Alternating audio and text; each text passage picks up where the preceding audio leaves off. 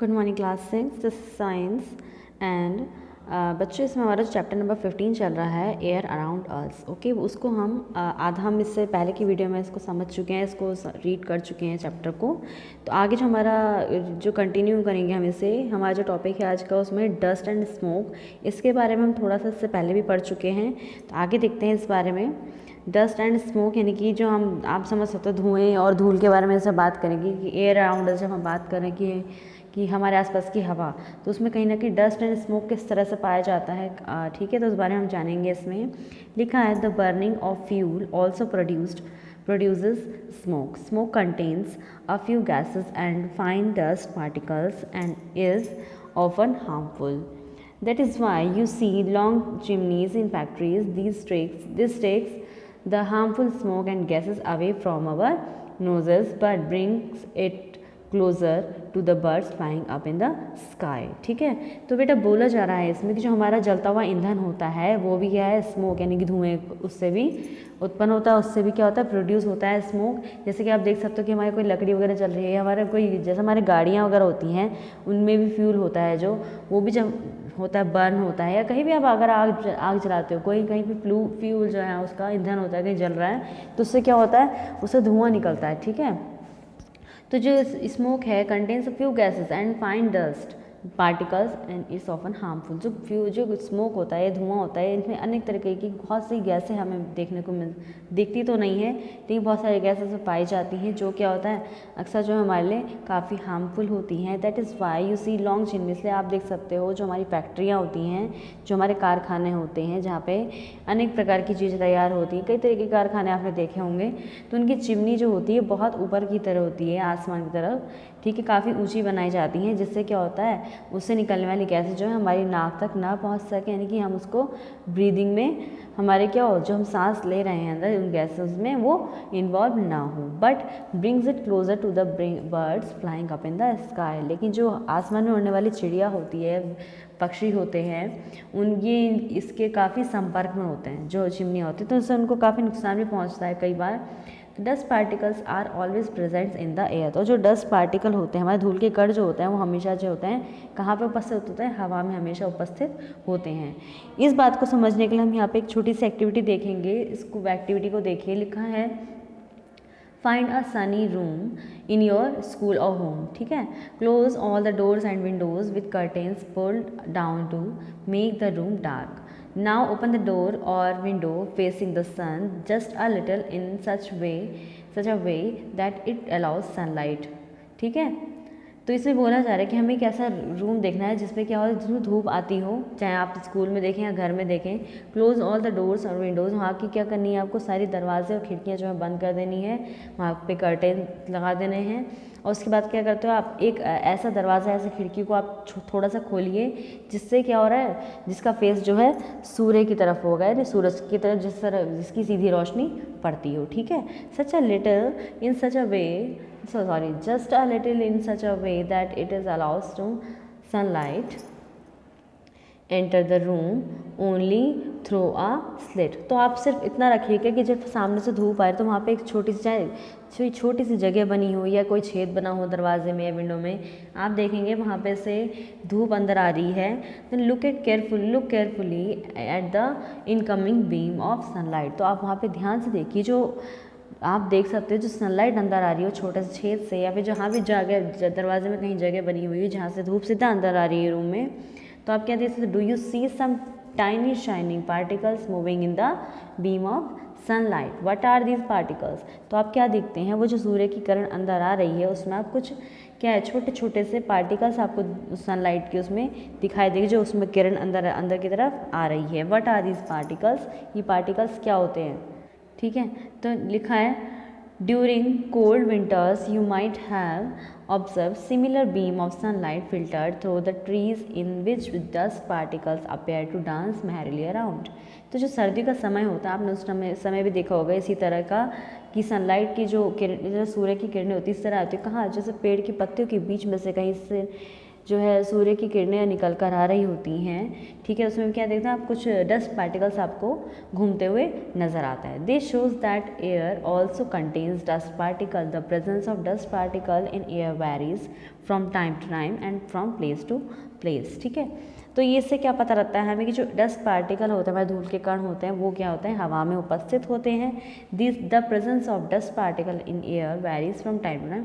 और ये जो डस्ट पार्टिकल है, जो धूल के कण हैं हवा में, वो समय पर और जगह के अनुसार उस पर निर्भर करते हैं। ठीक है, we inhale air when we breathe through our nostrils. ठीक है, जब हम नाक से हम सांस लेते हैं तो हम क्या करते हैं, हम अंदर हवा लेते हैं। ठीक है, fine hair and mucus are present inside the nose to prevent dust particles from getting into the respiratory system। ठीक है, तो जो हमारी नाक के अंदर आप देख सकते हो छोटे छोटे बाल होते हैं, उसमें जो गंदगी भी फंसी होती है आप देख सकते हो, तो होता है म्यूकस होता है। तो ये जो होता है इसके थ्रू जो होता है, हम जो धूल के कण होते हैं हवा में, वो हमारे ब्रीदिंग के समय जब हमारी श्वसन प्रक्रिया हो रही होती है रेस्पिरेटरी सिस्टम में तो क्या होता है, धूल के कण अंदर नहीं जा पाते हैं। ठीक है, do you recall being scolded by your parents when you breathe through your mouth. क्या आपने कभी देखा आपके पेरेंट्स आप पे गुस्सा करते हैं, आपको बोलते होंगे कि जब आप क्या कर रहे हो, तो जब आप मुंह से सांस ले रहे हो तो क्या बोलते हैं, if you do that harmful dust particles में एंटर योर बॉडी। तो वो क्या बोलते हैं आपके पेरेंट्स, आपको डांट के बोलते हैं, चिल्ला के जैसे बोलते होंगे कि क्या बोलते हैं कि अगर आप अपने मुंह से सांस लेते हो तो जो डस्ट पार्टिकल हैं जो काफ़ी हानिकारक होते हैं हमारे लिए, वो क्या हो जाएंगे, हमारी बॉडी में एंटर कर जाएंगे हैं। We may conclude then that air contains some gases, water vapour and dust particles. The gases in the air are mainly nitrogen, oxygen, small amount of carbon dioxide and many other gases. ठीक है, तो इससे क्या है, हमें इतना पता है कि जो हवा होती है हमारी, उसमें क्या होता है, बहुत सी अन्य गैसें, कुछ गैसें हैं, वाटर वेपर है यानी वाष्पीकरण, वो जल वाष्प होता है उसमें, एंड डस्ट पार्टिकल जो धूल के कण होते हैं, ये सब किस में इंक्लूड हैं, ये सब हवा में होते हैं, उपस्थित होते हैं। The gas in the air are mainly nitrogen. जो गैसेज में बात की जा रही है मुख्य रूप से क्या क्या पाया जाता है, जैसे हमारी नाइट्रोजन हो गई, ऑक्सीजन हो गई, और कुछ small amount of carbon dioxide, और उसकी कार्बन डाइऑक्साइड की कुछ एक स्मॉल अमाउंट होती है। ठीक है, एंड मैनी अदर गैसेस, और जो कुछ अन्य प्रकार की गैसें उसमें पाई जाती हैं। However there may be some variations in the composition of air from place to place. We see that the air contains तो यहाँ बोला जा रहा है कि अन्य प्रकार की गैसेस उसमें पाई जाती हैं, जैसे कि हमारा नाइट्रोजन हो गया, ऑक्सीजन हो गया, कार्बन डाइऑक्साइड वगैरह हो गई। तो इसमें नाइट्रोजन ऑक्सीजन तो है ही मुख्य रूप से, लेकिन इसमें कार्बन डाइऑक्साइड होती है कुछ स्मॉल अमाउंट में, और साथ में कुछ अन्य प्रकार की गैसें भी होती हैं। और ये सभी गैसें जो होता है, इनका कंपोजिशन जो होता है एयर का, ये प्लेस टू प्लेस वेरी करता है, अलग अलग प्लेस के अकॉर्डिंग उपस्थित होते हैं। ठीक है, we see that the air contains mostly nitrogen and oxygen. हम देख सकते हैं कि जो हवा होती है मोस्टली मेनली जो है मुख्य रूप से क्या इसमें पाया जाता है, नाइट्रोजन एंड ऑक्सीजन। ठीक है, in fact these two gases together makeup 99% of the air. ठीक है, बल्कि देखा जा सकता है इनफैक्ट कि इसमें क्या होता है, दो मुख्य रूप से जो गैसें हैं एक साथ मिलकर हवा का 99% जो है कवर करती हैं। The remaining 1% is constituted by carbon dioxide and a few other gases. ठीक है, जो रिमेनिंग आपका 1% होता है उसमें आपका कार्बन डाइऑक्साइड और अन्य प्रकार की गैसें पाई जाती हैं, या फिर water vapour and dust particle. जो रिमेनिंग 1% है उसमें आपका carbon dioxide,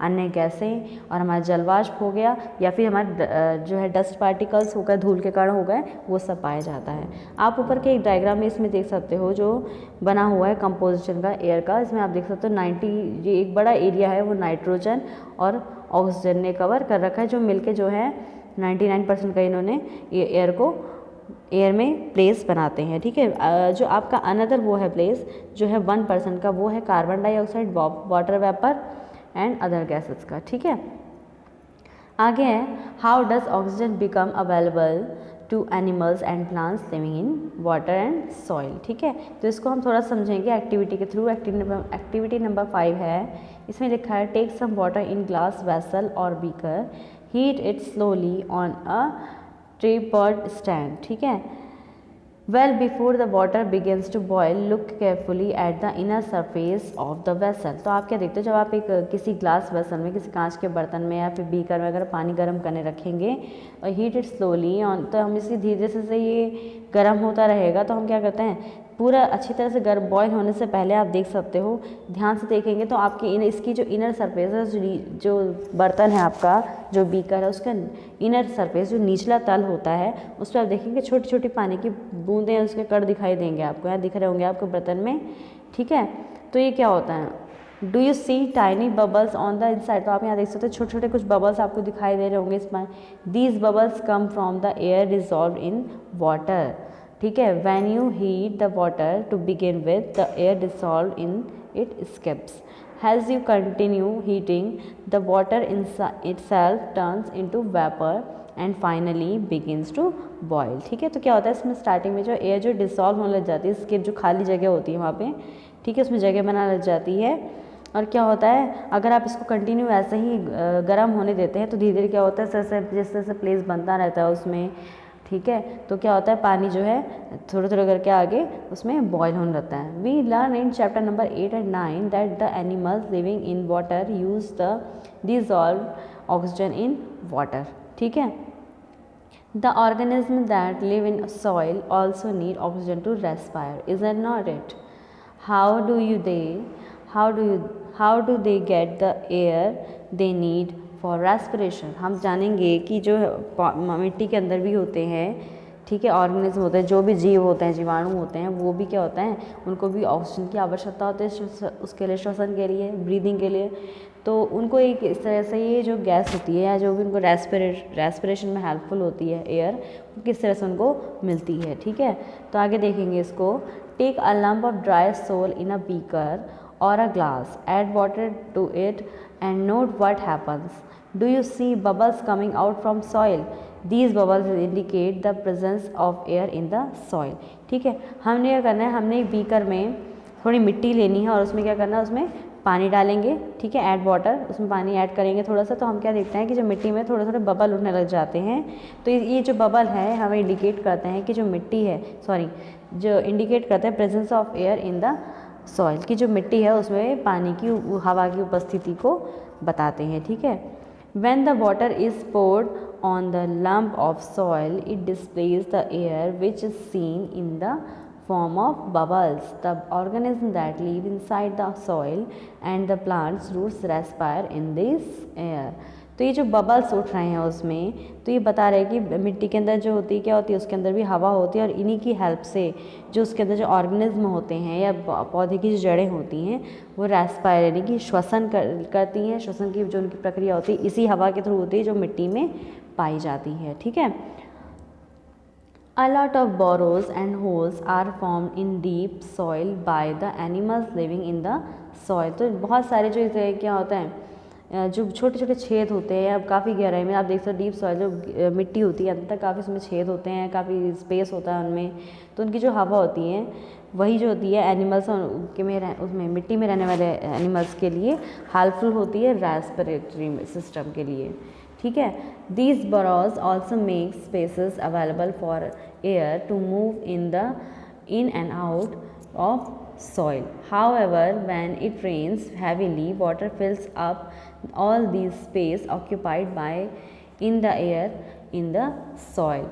In this situation, animals living in the soil have to come out for respiration. तो जब आपने देखा होगा कि किस तरह से अंदर जो हवा होती है इसके थ्रू जो होता है रेस्पायर होता है, अंदर के रहने वाले जीव होते हैं जो भी, या पौधे की जड़ें होती हैं, तो जो भी अंदर छोटे छोटे ऑर्गेनिज्म पाए जाते हैं मिट्टी में वो इसके थ्रू सांस लेते हैं। बट जब काफ़ी हैवी रेन हो जाती है, काफ़ी ज़्यादा बरसात होती है, तो वाटर जो है उन सारी खाली जगहों को मिट्टी में भर देता है जहाँ पे हवा पाई जाती है। तो ऐसी सिचुएशन में क्या होता है, जो एनिमल्स होते हैं उनको मिट्टी से बाहर आना पड़ता है हवा के लिए। किस चीज़ के लिए?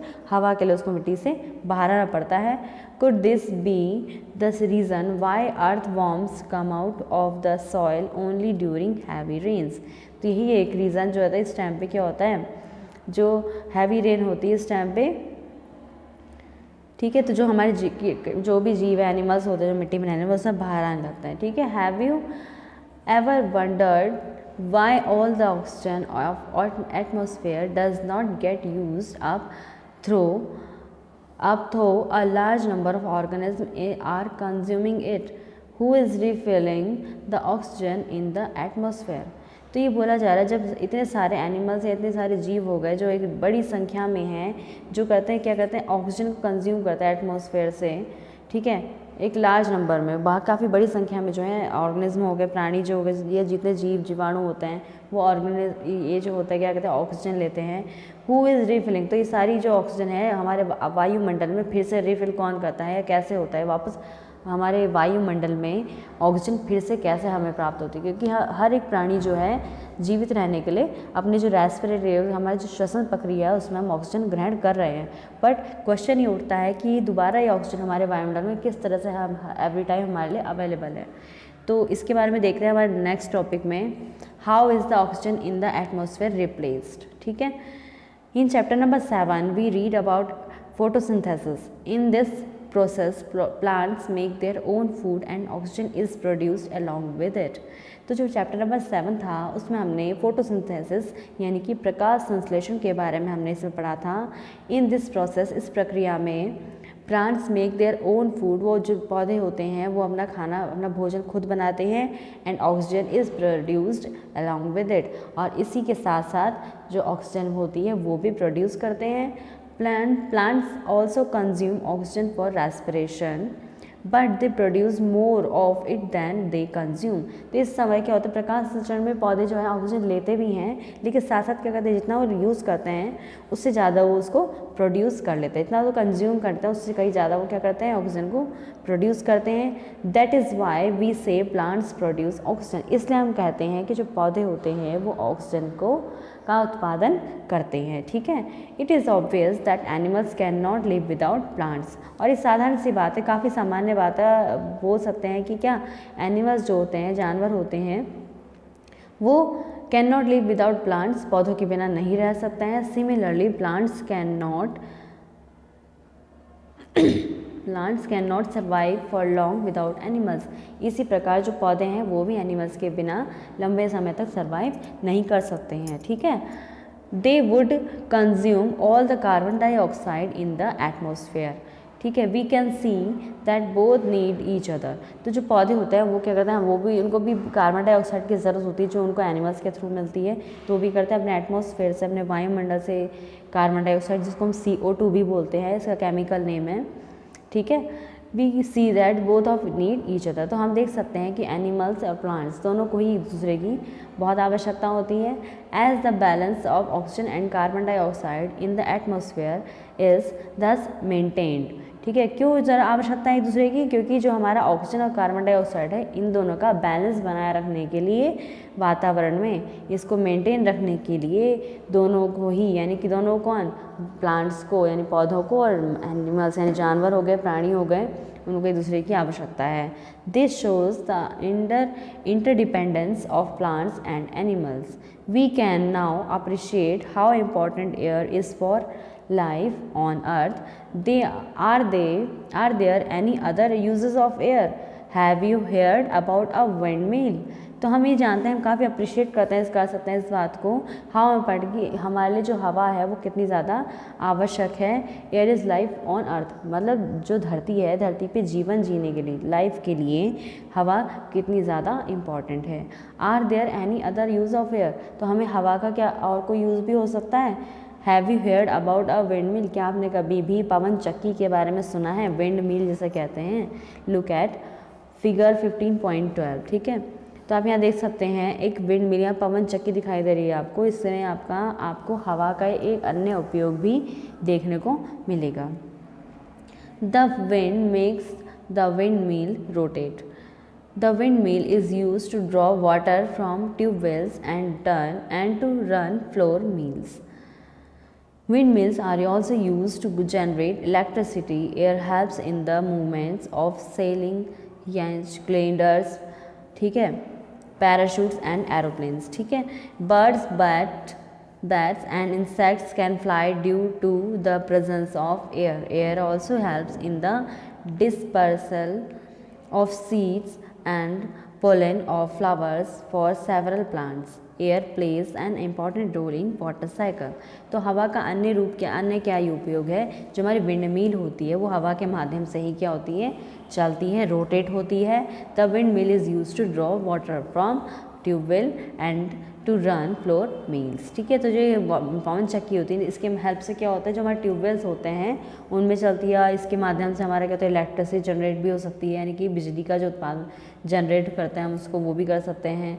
और इसकी हेल्प से क्या हो सकता है, जो पैराशूट एरोप्लेन्स वगैरह आपने इस तरह के देखी हैं, जो उड़ने वाले आपने जितने भी वो देखे हैं, जितने भी हमारे पास साधन हैं, ठीक है, वो किसकी हेल्प से होते हैं, वो भी हवा की हेल्प से यूज़ किए जाते हैं। ठीक है, and birds bats and insect can fly due to the presence of air. जो भी हमारे कीड़े मकोड़े इस टाइप के होते हैं, पक्षी हो गए, वो भी क्या है एयर की हवा की उपस्थिति में ही उड़ सकते हैं। Air also helps in the dispersal. ठीक है, तो जो हवा के है कई तरीके, जो हमारे पौधे वगैरह हो गए, इन सब के लिए भी बहुत ज़्यादा हवा हमारे लिए आवश्यक है। और air plays an important role in water cycle. और जो हमारा जो वाटर साइकिल होता है, जल चक्र होता है, इसमें एक बहुत ही इम्पॉर्टेंट रोल जो है हवा प्ले करती है। ठीक है, वायु का उसमें बहुत इंपॉर्टेंट रोल निभाया जाता है। तो बच्चों आज हमने जो है इस चैप्टर को हमने कंप्लीट कर लिया है। आप इस वीडियो को अच्छे से देखिए, समझिए, और इस चैप्टर को आज आप रीडिंग करेंगे। ठीक है, जिससे हम इसको आगे के एक्सरसाइज में को पढ़ने में, करने में, क्वेश्चन आंसर्स करने में हमें कोई प्रॉब्लम ना आए। Okay students.